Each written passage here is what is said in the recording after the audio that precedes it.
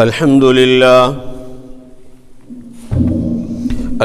لله نحمده ونستعينه ونستغفره ونؤمن به ونتوكل عليه ونعوذ بالله من شرور أنفسنا ومن سيئات أعمالنا من يهده الله فلا مضل له ومن يضلله فلا هادي له ونشهد أن لا إله إلا الله وحده لا شريك له ونشهد أن سيدنا ومولانا محمدا عبده ورسوله أما بعد فأعوذ بالله من الشيطان الرجيم بسم الله الرحمن الرحيم الحمد لله رب العالمين وقال تعالى في مقام آخر فتبارك الله أحسن الخالقين وقال تعالى في مقام آخر يا أيها الذين آمنوا اذكروا الله ذكرا كثيرا وقال تعالى في مقام آخر فاذكروني أذكركم واشكروا لي ولا تكفرون صدق الله العظيم وبلغنا رسوله النبي الكريم ونحن على ذلك لمن الشاهدين والشاكرين والحمد لله رب العالمين يا رب صل وسلم دائما أبدا على حبيبك خير الخلق كلهم رب اشرح لي صدري ويسر لي أمري واحلل عقدة من لساني يفقه قولي سبحانك لا علم لنا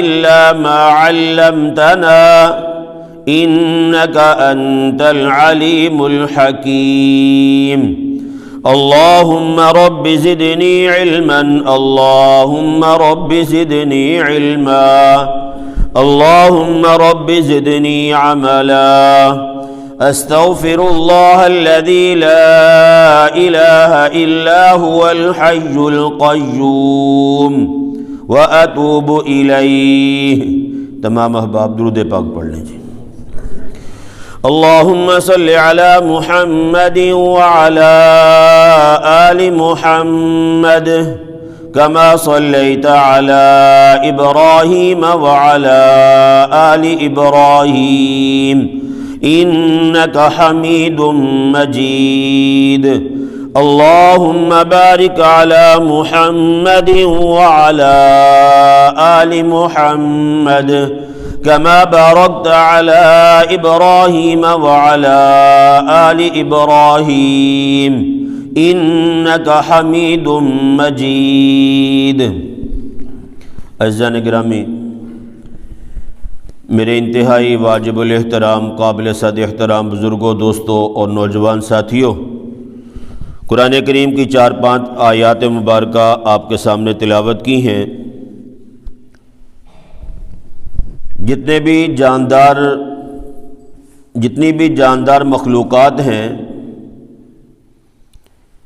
ایک ان کا ظاہر ہے اور ایک ان کا باطن ہے۔ جو ظاہر ہے وہ اصل نہیں ہے، جو باطن اندر کی چیزیں ہیں وہ کیا ہے بھائی؟ اصل ہیں۔ مثال کے طور پہ یہ بلڈنگ ہے، یہ دیواریں، یہ چھتیں آپ کو نظر آ رہی ہیں، ظاہری ڈھانچہ ہے، اور اس کے نیچے کیا ہے بھائی؟ بنیادیں ہیں۔ تو اگر بنیادیں ہیں تو یہ بلڈنگ کھڑی ہے، بنیاد نہیں ہے تو بلڈنگ بھی نہیں ہے۔ تو اصل کیا ہوا بھائی؟ بنیاد ہے۔ اصل کیا ہے؟ بنیاد ہے۔ یہ بنیاد کی وجہ سے یہ بلڈنگ کھڑی ہے۔ درخت ہے، زمین سے اوپر نظر آتا ہے اور زمین کے اندر اس کی جو جڑوں کا اللہ نے ایک جال بچھا دیا ہے جس کی وجہ سے بر وقت وہ پودا ہرا بھرا بھی ہوتا ہے، پھل پھول بھی اس پہ یعنی آتے ہیں، یہ سارا تب ہے جب اس کا تعلق زمین کے ساتھ کیا بھائی جڑا ہوا ہے۔ جیسے ہی زمین سے اس کا تعلق کٹے گا، یہ جو آپ کو ظاہر نظر آ رہا ہے یہ کچھ ہی دنوں میں کیا ہو جائے گا، سارا خشک ہو جائے گا۔ تو اصل کیا ہوا، جو باطن ہے، جو اندر ہے، وہ اصل ہے۔ اللہ تبارک و تعالیٰ نے جاندار کو بنایا، جتنی بھی جاندار چیزیں ہیں، یا مثال کے طور پہ پہاڑ ہیں، جاندار نہیں، دیگر مخلوق ہے، یہ جتنا آپ کو زمین کے اوپر نظر آ رہا ہے یہ اس سے کہیں زیادہ زمین کے اندر ہے۔ اللہ نے قرآن کریم میں پہاڑوں کو زمین کی میخیں قرار دیا ہے، والجبال اوتادا، کہ یہ جو پہاڑ ہے یہ زمین کی کیا ہے بھائی، میخیں ہیں۔ اور آپ نے دیکھا ہے کہ جب کسی لکڑی پہ کسی جگہ پہ میخ لگائی جاتی ہے تو اس کا اوپر والا جو گول سا سرا ہے وہی باہر رہتا ہے اور باقی سارا کہاں ہوتا ہے، زمین میں۔ سرا چھوٹا سا ہے، آگے کیل اتنا بڑا، بعد دفعہ 2 انچ کا، 3 انچ کا، جتنا بڑا لگا لیں۔ اسی طرح یہ جو پہاڑ ہیں، جیسے تھائی کے قریب جہاں سے کوئلہ نکلتا ہے، وہاں زمین کے اندر کی طرف کوئلہ نکالنے کے لیے 15 کلومیٹر زمین کے نیچے جانا پڑتا ہے۔ اوپر جو کوئلہ نظر آتا ہے وہ 1 کلومیٹر بمشکل ہے، اور نیچے کتنا جانا پڑتا ہے بھائی، 15 کلومیٹر اندر جائیں گے پھر کوئلہ نکلے گا۔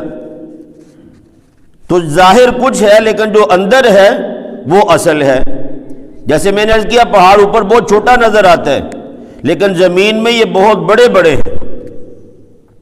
تو اللہ تبارک و تعالیٰ نے جیسے جاندار کو بنایا ہے، یہ جتنے بھی دودھ دینے والے یا غیر دودھ دینے والے جانور ہیں، یہ ایک تو ان کا ظاہر چمڑا ہے، ان کی 4 ٹانگیں ہیں، ذرا کچھ ہے۔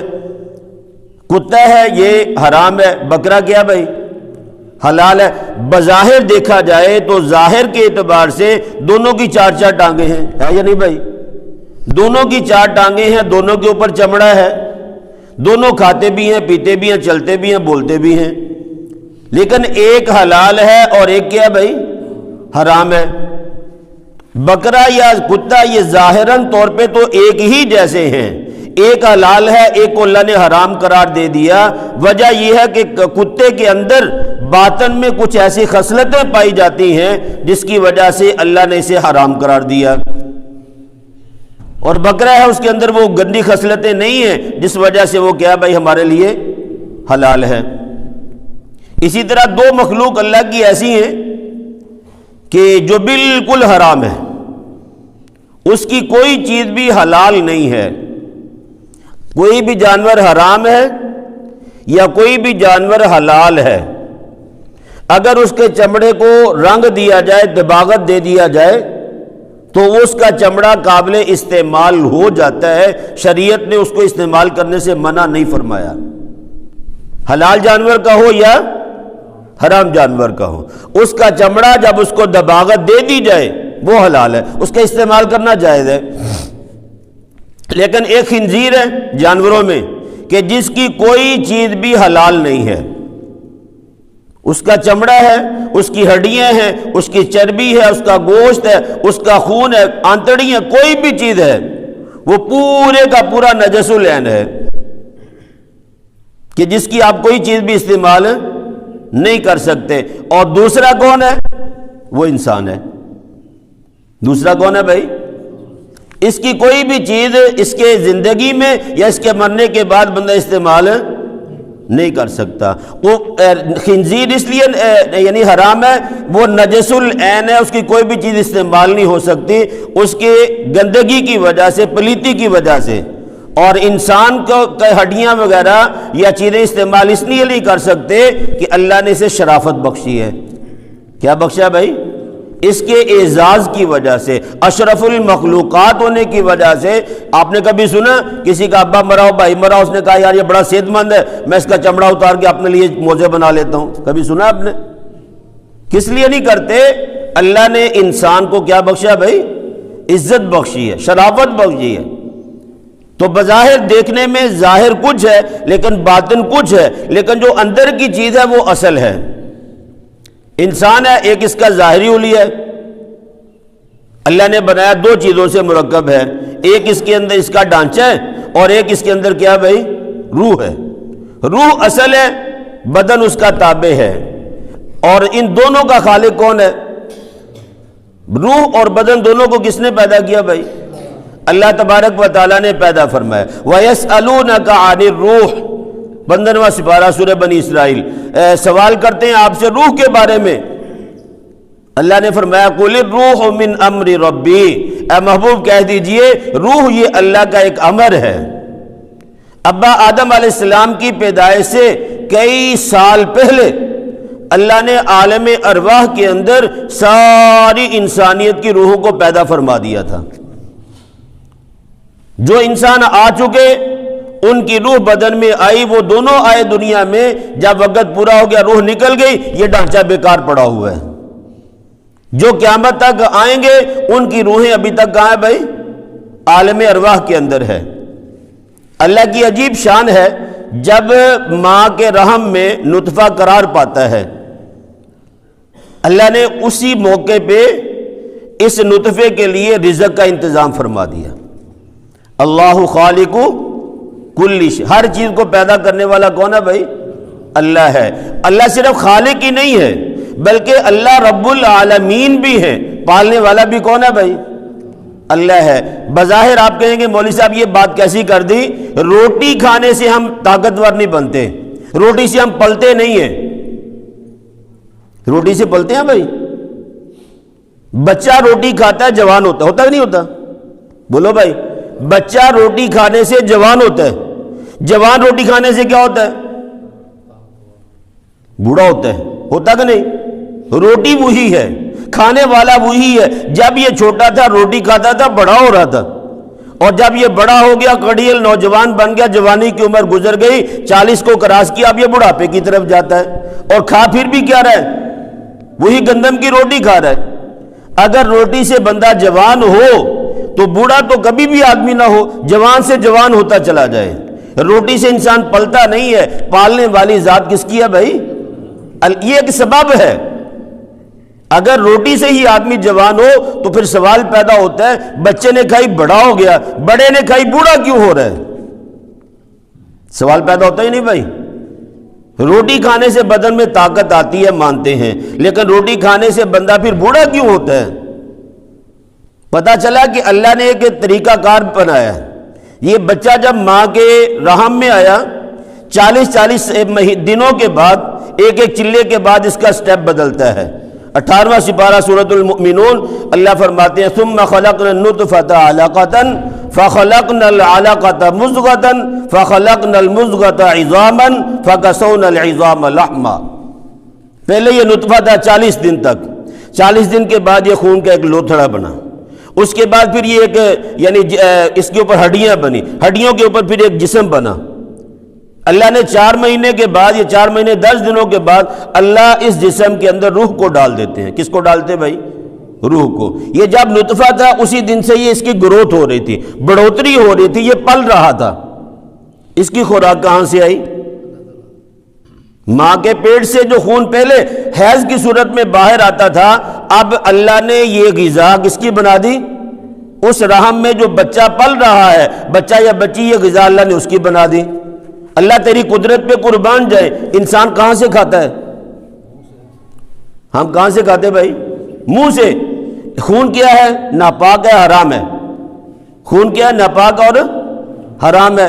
اللہ نے اس خون کو بچے کی خوراک بنا دیا، لیکن اللہ کی غیرت نے یہ بات گوارا نہیں کی کہ یہ پلنے والا جو بچہ ہے یا بچی ہے، ماں کے رحم میں جس کا وجود تیار ہو رہا ہے، اللہ نے وہ حرام غذا یا جو خون تھا وہ منہ سے اندر نہیں بھیجا، اس لیے کہ یہ بچہ کل کو بڑا ہو گیا، اپنے رب کا نام لے گا، اپنے نبی پہ درود پڑھے گا، اللہ کا ذکر اذکار کرے گا۔ اللہ نے اس رزق کا جو انتظام کیا وہ کس کے ذریعے سے؟ ناف کے ذریعے سے کیا۔ حالانکہ باہر آ کے انسان کہاں سے کھاتا ہے؟ منہ سے، لیکن ماں کے پیٹ میں جو خون تھا وہ خوراک تو بنا دیا، لیکن اللہ کی غیرت نے یہ گوارا نہیں کیا یہی بچہ کل بڑا ہو کے اپنے رب کا نام لے گا، اس منہ سے کوئی ناپاک اور حرام چیز اندر نہ جائے۔ بچہ پیدا ہو گیا، 9 مہینے کے بعد جب زمین پہ آیا، اس بچے کی پیدائش سے پہلے اللہ نے ماں کی چھاتیوں میں کیا اتار دیا بھائی؟ دودھ اتار دیا۔ اور اس سے بڑھ کے اللہ کی شان یہ ہے کہ اللہ رب العالمین کیا ہے بھائی؟ سارے بولو، ایمان تازہ ہوتا ہے۔ اللہ کیا ہے بھائی؟ رب العالمین، اللہ پالنے والا ہے۔ یہ ماں کے پیٹ میں تھا، اللہ نے رزق کا انتظام کیا، یہ دنیا میں آ گیا، دنیا میں آ گیا، فیڈر میں دودھ ڈالو، پہلے اس کو گرم کرو، اگر گرمی ہے تو اسے ہلکا سا ٹھنڈا کرو، اس میں چینی ڈالو، یہ برتنوں کو، یہ فیڈروں کو، نپلوں کو بار بار کیا کرنا پڑتا ہے؟ دھونا پڑتا ہے، تب جا کے قابل استعمال ہے۔ اور جو دودھ آتا ہے سارا قیمت لینا پڑتا ہے، ایسے ہے یا نہیں؟ اگر ایک بچہ اوسطاً اپنی ماں کی چھاتی سے 1 پاؤ دودھ پیے روزانہ، مہینے کا کتنا بنتا ہے حساب لگا کے بتاؤ؟ 8 چوکا 32، یعنی کم و بیش 7.5 کلو، ٹھیک ہے بھائی؟ ایسے ہی ہے۔ اور سال پہ لے کے جاؤ 90 کلو دودھ بنتا ہے ماں کا، جو 1 سال میں ایک بچہ پیتا ہے۔ حولینی کاملینی، اصل دودھ میں پلانے کی مدت کتنی ہے؟ 2 سال ہے، تو 90 اور 90 کتنا بنتا ہے؟ 180۔ 180 کو آپ کلو اس میں لے کے جاؤ، منوں میں کتنا بنتا ہے؟ 4.5 من دودھ بچہ اپنی ماں کی چھاتی سے پیتا ہے 2 سالوں میں، اور اس کی کوئی قیمت، اس کو گرم کرنے کا انتظام نہیں، اس میں چینی ڈالنے کا انتظام بھی نہ، دھونے کا۔ ماں سوئی ہوئی ہے تب بھی چھاتی میں دودھ ہے، ماں جاگ رہی پھر بھی چھاتی میں دودھ ہے۔ اللہ کی عجیب، ایک ایک پستان سے 16 دھاریں نکلتی ہیں، یہ ایک اللہ کا نظام ہے۔ اللہ نے انسان کو یہ نہیں تو کہا بس تجھے میں نے پیدا کر دیا، اب تجھے جو مرضی کھا پی، تجھے آزاد چھوڑ دیا، میں تجھے کھلا نہیں سکتا۔ اللہ نے ایسے نہیں کہا، اللہ نے کہا میں رب العالمین ہوں، میں تجھے پالنے پہ کیا ہوں؟ قادر ہوں، میں تجھے پال کے دکھاؤں گا۔ یہ اللہ کا ایک غیبی نظام ہے۔ بچہ جیسے جیسے بڑا ہوتا ہے ویسے ویسے ماں کی چھاتی میں دودھ بھی کیا ہوتا ہے بھائی؟ بڑھتا رہتا ہے۔ اور یہ ماں کی چھاتی میں دودھ کہاں سے آتا ہے؟ اللہ اپنے خزانوں سے نازل فرماتے ہیں، یہ ہر بچے نے پیا ہے۔ اور یہ بچہ جب بڑا ہو جاتا ہے پھر کہتا ہے مجھے، میں کماؤں گا نہیں تو کھاؤں گا کہاں سے؟ یہی سوچ ہے نا بھائی ہماری، اگر ہم کمائیں گے نہیں تو کھائیں گے کہاں سے؟ جس اللہ نے تجھے ماں کے پیٹ میں پال دیا، جس اللہ نے تجھے ماں کے پیٹ سے باہر زمین کی گود میں لایا، اللہ نے تیرے لیے پہلے 2 چشمے جاری کر دیے، اب تو تھوڑا سا بڑا ہو گیا، اب اللہ کے احکام تیری طرف متوجہ ہوئے ہیں، اور یہاں آگے انسان کیا کر جاتا ہے؟ دھوکہ کھا جاتا ہے، میں کماؤں گا تو نہیں تو کھاؤں گا کہاں سے؟ بھائی جس ذات نے تجھے پہلے کھلایا ہے اب کھلانے پہ بھی قادر ہے۔ اور دوسرے نمبر پہ جو بات میں نے پہلے کی ہے وہ بات دوبارہ سوچ لیں کہ اللہ تبارک و تعالیٰ نے انسان کو جو پیدا کیا ہے پالنے کی ذمہ داری لی ہے، اور کچھ احکام جو دیے ہیں وہ احکام اس روح کی غذا کے لیے ہے۔ اللہ نے بدن دنیا میں دیا، اس کی غذا بھی کہاں سے ملی ہمیں؟ دنیا سے۔ اللہ نے روح کہاں سے بھیجی ہے؟ آسمان سے بھیجی ہے۔ اب روح کی بھی تو غذا چاہیے نا بھائی، وہ غذا اللہ نے آسمان سے بھیجی ہے۔ قرآن کریم کی صورت میں نبی پاک صلی اللہ علیہ وسلم کے اقوال، آپ صلی اللہ علیہ وسلم کی سنن مبارکہ کے ذریعے سے اللہ نے روح کی ایک غذا کا انتظام کیا ہے۔ یہ تو سوچ ہے ہماری کہ جب تک کھائیں گے نہیں بدن کیسے پلے گا، اور یہ ہماری سوچ کیوں نہیں بنتی کہ روح کو اگر غذا نہ دی تو روح بھی کیا ہو جائے گی؟ مردہ ہو جائے گی۔ بدن کو خوراک نہ دے بدن کمزور ہوتا ہے یا نہیں؟ اور اگر روح کو غذا نہ ملے تو روح بھی کمزور ہوتی ہے یا نہیں؟ کیوں بھائی؟ انسان چلتا پھرتا تو ہے لیکن مردہ ہوتا ہے جو اپنے رب کو یاد نہیں کرتا۔ اچھا، آپ نے بعض انسان دیکھے ہوں گے شوگر کی وجہ سے اللہ تمام بیماروں کو شفا دے، ایک ٹانگ کٹی پھر معاذ اللہ دوسری کٹ گئی، شوگر کا زور ہے بازو کٹا، ادھر سے بایاں بازو بھی کٹ گیا، نہ دونوں ٹانگیں ہیں اور نہ دونوں بازو. سانس چل رہا ہے، بدن میں روح ہے، بدن پھر بھی کیا کر رہا ہے؟ کام. اگرچہ یہ زندگی بیچارے کے لیے اجیرن بن گئی، نہ دونوں بازو ہیں نہ دونوں ٹانگیں ہیں، لیکن اس کے بدن کے اندر ابھی تک روح کیا ہے؟ باقی ہے، اس کا سانس چل رہا ہے، یہ مکمل انسان ہے. جیسے ہی روح بدن سے نکلے گی یہ ڈھانچہ بالکل بیکار ہو جاتا ہے. اور ہم نے اس بدن کے لیے سارا کچھ کیا ہے، صبح سے لے کے شام تک، شام سے لے کے صبح تک. ہم نے اس بدن کو پالنے کے لیے تو ساری محنتیں کی ہیں، لیکن اس بدن کا جو وقار ہے، اس بدن کو جو چلانے والی اصل جو چیز وہ تو روح ہے. ابھی مجمع میں مر جاؤں، آپ مر جائیں، کوئی مر جائے، بدن سے روح نکل جائے، یہ بدن کسی کام کا ہے بھائی؟ اس کو کیا کریں گے؟ یہ تو اپنے آپ کو سنبھال نہیں سکتا، خود نہا نہیں سکتا، ستر ننگا اسے پتہ ہی نہیں. اپنے اصل مقام جو قبر ہے وہاں تک خود یہ بدن جا نہیں سکتا. تو جو چیز بالکل بیکار ہونے والی ہے اس کو پالنے پہ تو ہماری ساری صلاحیت لگتی ہے. اور جو اس بدن کے اندر اصل روح ہے، اس روح کی غذا کا ہمیں پریشانی کوئی نہیں. صرف نماز پڑھ لی کافی ہے؟ نہیں بھائی نہیں، نماز تو 10% حصہ بھی نہیں ہے دین کا. دین میں بڑی وسعت ہے. آپ کے 24 گھنٹے کا ہر عمل اس کے اندر دین کا تعلق ہے. اللہ نے نبیوں کو انسان اس لیے بنایا تھا کہ 24 گھنٹے کی زندگی نبی امت کے سامنے گزارے، ہر کام میں بتا دے کہ اس کام کو اس انداز سے کرو گے دنیا بھی بنے گی، تمہاری آخرت بھی بنے گی. شرط یہ ہے کہ وہ عمل سنت کے رنگ میں رنگا ہوا ہو. ہم جو کھانا کھاتے ہیں، فروٹ کھاتے ہیں، چائے پیتے ہیں، طرح طرح کے میوہ جات کھاتے ہیں، یہ کس کی غذا ہے؟ جسم کی یا روح کی؟ کیوں بھائی؟ جسم کی ہے. تو جسم میں روح ہے تو جسم ہے، اگر جسم میں روح نہیں تو اس جسم کا بھی کوئی فائدہ نہیں ہے. تو ایمانداری سے بتائیں کہ ہمیں روح کی غذا کا بھی کچھ کرنا چاہیے یا نہیں؟ کیوں بھائی؟ ہم کیا کرتے ہیں؟ کس چیز کی غذا کے لیے ہم صبح سے شام تک دھکے کھاتے ہیں؟ اس بدن کو پالنے کے لیے، جبکہ اس کے اندر جو اصل کیا ہے بھائی؟ روح ہے، اور روح ہی اصل ہے. اس بلڈنگ کی بنیاد اصل ہے. یہ ڈھانچہ تب کھڑا جب نیچے بنیاد ہے. بدن میں روح ہے، اس بدن کی ویلیو ہے. جب اس بدن سے روح نکل گئی یہ بدن بھی کیا بالکل بیکار ہے. تو اصل جو فکر کرنے کی ضرورت ہے بھائی وہ یہ ہے کہ ہم بدن کے ساتھ ساتھ اپنی روح کی بھی فکر کریں کہ میری روح بھی تکڑی ہو جائے، میری روح طاقتور ہو جائے، میری روح کے اندر اتنی طاقت آ جائے کہ یہ کل جہنم کے عذاب سے، آگ کے عذاب سے، قبر کے عذاب سے، قبر کی وحشت سے یہ مجھے بچا سکے. اور یہ کب طاقت آتی ہے؟ آسمان سے روح آئی ہے. بدن جسم یہ زمین سے پیدا ہوا ہے، اس کی غذا زمین سے، اور روح کی غذا کہاں سے بھائی؟ آسمان سے. اور آسمان سے کیا آیا ہے؟ قرآن اترا ہے. آسمان سے کیا اترا بھائی؟ نبی پاک صلی اللہ علیہ وسلم کا فرمان اترا ہے، اللہ کا ذکر ہے. جتنا زیادہ اللہ کو یاد کریں گے اتنا ہی زیادہ روح کو طاقت ملے گی. تلاوت قرآن ہے، اللہ کا ذکر ہے، نبی پاک صلی اللہ علیہ وسلم پہ درود ہے، استغفار کی کثرت ہے. جتنا ذکر اذکار زیادہ کریں گے اتنا ہی اللہ تبارک و تعالیٰ کیا کرے گا بھائی؟ میری اور آپ کی روح کو طاقتور بنا دے گا. معذرت کے ساتھ میں بھی اسی معاشرے کا حصہ ہوں. ہمارے بدن تو بڑے خوبصورت بھی ہیں، طاقتور بھی ہیں، لیکن ہمارے بدنوں میں جو روح ہے یہ بالکل مردہ ہو چکی ہے. حدیث مبارکہ میں شیخ زکریا رحمہ اللہ نے کیا نقل کیا کہ ذکر کرنے والا زندہ کی مثال ہے اور ذکر نہ کرنے والا مردہ کی مثال ہے.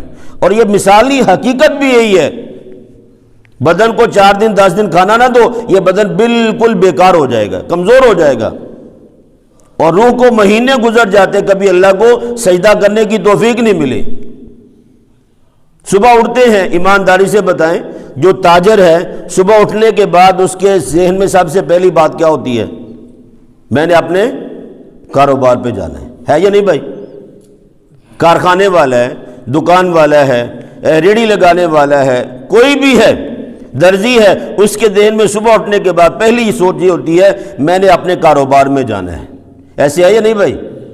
جن کو اللہ توفیق دیتا ہے وہ سوچتے نہیں یار اس بدن میں روح بھی ہے، اس کی روح تو اللہ کا ذکر ہے، اللہ نے جو نماز نازل کی یہ سارا ذکر ہے۔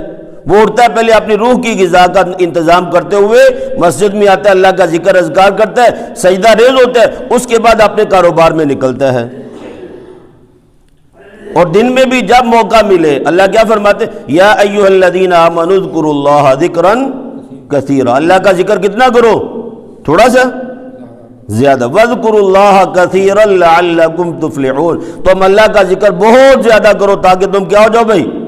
کامیاب ہو جاؤ۔ اس لیے روح کی جو غذا ہے اس کے بارے میں بھی پریشانی لینی ہے، روح کی غذا کے بارے میں بھی ٹینشن لینی ہے کہ میری روح کیسے مضبوط ہو۔ میں نے پہلے عرض کیا کہ یہ ڈھانچہ ظاہر ہے، نظر آتا ہے، اور اس کے اندر روح ہے، اور روح کیا بھائی؟ اصل ہے، اصل کی ٹینشن نہیں ہے۔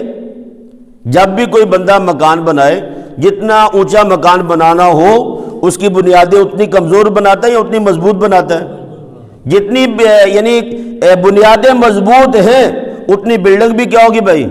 مضبوط رہے گی، دیر تک قائم رہے گی۔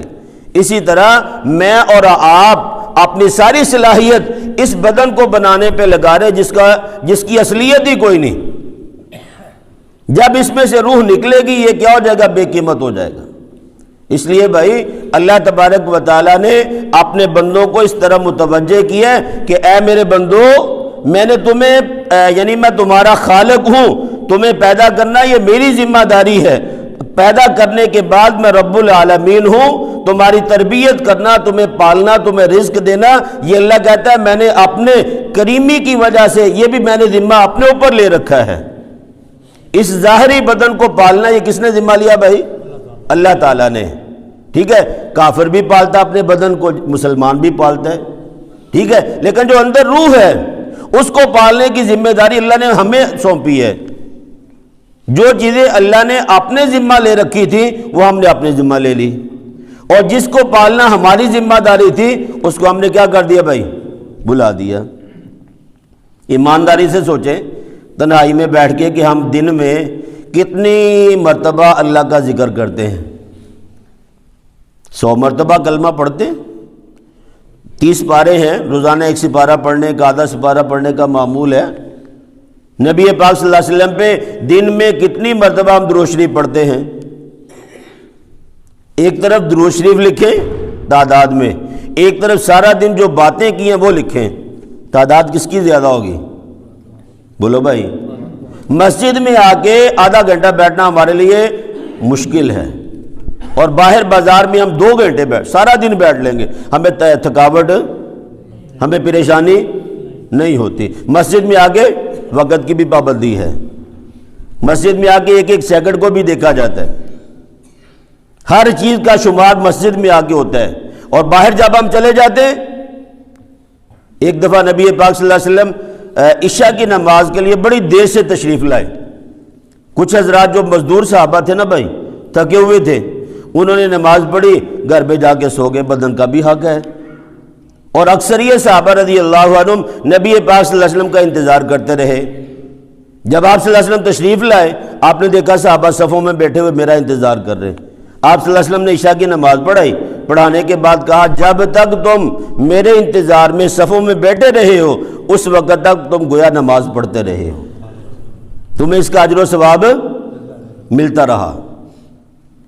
یہاں مسجد میں آ کے صرف بیٹھ جانا، نماز سے پہلے یا نماز کے بعد کچھ بھی نہ کرو، نہ دعا نہ ذکر نہ اذکار، کچھ بھی نہیں، ایسے بیٹھا ہوا خاموشی سے۔ یہاں بیٹھنا بھی عبادت ہے۔ آپ میرے گھر میں آؤ کس کے مہمان ہو؟ میرے گھر میں آؤ تو کس کے مہمان بنو گے بھائی؟ میں آپ کے گھر میں آیا تو آپ کا مہمان بنوں گا۔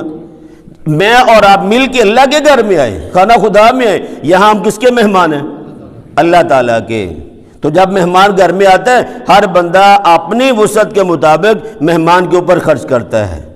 تو جب میں اور آپ اللہ کے گھر میں آتے، اللہ اپنی شایان شان اپنے بندے کی کیا کرتے ہیں بھائی؟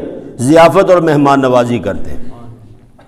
اس لیے بدن اور روح دو چیزیں، ظاہر بدن ہے، مخفی چیز کیا ہے بھائی؟ روح ہے، اور روح کیا ہے؟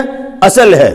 درخت کی جڑیں نظر نہیں آتی، اصل وہ ہے، جب تک جڑیں قائم ہے درخت قائم ہے۔ بلڈنگ کی بنیاد اصل ہے، بلڈنگ اوپر ڈھانچہ ہے، بنیاد قائم ہے تو یہ بلڈنگ بھی کیا بھائی؟ قائم ہے۔ بدن کے اندر روح اصل ہے، نظر نہیں آتی، جب تک یہ تکڑی ہے بدن بھی کیا ہے؟ کبھی ہے۔ نبی پاک صلی اللہ علیہ وسلم نے کئی مہینوں آپ کے گھر میں چولہا نہیں جلتا تھا، آپ نے سنی یہ بات؟ کیوں بھائی؟ لیکن صحابہ رضی اللہ عنہم کی جو روحیں تھیں وہ بڑی طاقتور تھی، ان کا ایمان کیا تھا؟ بڑا مضبوط تھا۔ وہ روح کی غذا کا زیادہ پریشان ہوتے تھے روح کی غذا کے لیے کہ اس کو پالنے کی ذمہ داری اللہ نے ہمارے اوپر ڈالی ہے، اور بدن کو پالنے کی ذمہ داری اللہ نے کس کے اوپر لی ہے بھائی؟ اپنے اوپر لی ہے۔ اس لیے یہ بھائی سارے حضرات، جیسے ہم بدن کو پالنے کے لیے ٹینشن لیتے ہیں، پریشان ہوتے ہیں، اس کے لیے در بدر کی ٹھوکریں کھاتے ہیں، دیس و پردیس ہونا پڑتا ہے، بھائی اسی طرح اپنی روح کو پالنے کی بھی کوشش کرنی ہے۔ اور روح کو پالنا اصل کیا ہے؟ آخرت کی تیاری ہے۔ روح کو پالنا اصل کیا ہے؟ جنت کا مہمان بننا ہے۔ روح کو پالنا اللہ کا جو مہمان خانہ ہے اس کے لیے اپنے آپ کو حقدار بنانا ہے، اور اسی مقصد کے لیے اللہ نے مجھے اور آپ کو کہاں بھیجا بھائی؟ دنیا میں۔ جو جانور جس مقصد کے لیے پالا جائے اگر وہ مقصد پورا نہ ہو تو کیا کرتے ہیں؟ کسائی کو دے دیتے ہیں۔ جانور رکھا تھا قربانی کے لیے صحت مند ہو، وہ دن بہ دن کمزور ہوتا جا رہا ہے، کسائی کو بلاتے دیتے چاہے نفع و نقصان ہو۔ دودھ والا جانور لیا، دودھ نہیں حاصل ہو رہا، کیا کرتے ہیں؟ بیچ دیتے ہیں یا ذبح کر دیتے ہیں۔ اللہ نے دنیا میں ہمیں بھیجا تھا یہ مقصد دے کے تم نے مجھے راضی کرنا ہے، اپنی روح کو پالنا ہے میری عبادت کے ذریعے سے، نبی پاک صلی اللہ علیہ وسلم کی سنتوں کے ذریعے سے۔ اور ہم نے کیا کیا بھائی؟ اس طریقے کو پس پشت ڈال دیا۔ جو بدن کو پالنے پہ ایسا لگے، ایسا مگن ہوئے کہ اپنی روح کی تیاری کو کیا کر دیا بھائی؟ بلا۔ اسی غفلت میں زندگیاں گزر رہی، اسی غفلت میں موت آ جاتی ہے، لیکن یہ غفلت کی چادر اترتی نہیں ہے۔ اس لیے بھائی ذہن صبح کا جو ابتدا ہے اللہ کے نام سے، نماز سے ہو، تلاوت قرآن سے ہو، ذکر اذکار ہو، اپنے دکانوں میں، اپنے کاروبار میں، جہاں بھی ہیں کچھ نہ کچھ میری اور آپ کی زبان پہ اللہ کا ذکر، نبی پاک صلی اللہ علیہ وسلم پہ درود ہو، استغفار کی کثرت ہو۔ اسی طرح جب اللہ کو یاد کرتے رہیں گے اسی حالت میں موت آئے گی کہ اس وقت بھی بے اختیار میری اور آپ کی زبان پہ کیا ہوگا؟ اللہ کا نام جاری ہوگا۔ کاش مجھے اور آپ کو ایسی ہی موت نصیب ہو۔ اللہ پاک مجھے اور آپ کو عمل کرنے کی توفیق نصیب فرمائے، تمام احباب سنتیں ادا کر لیں۔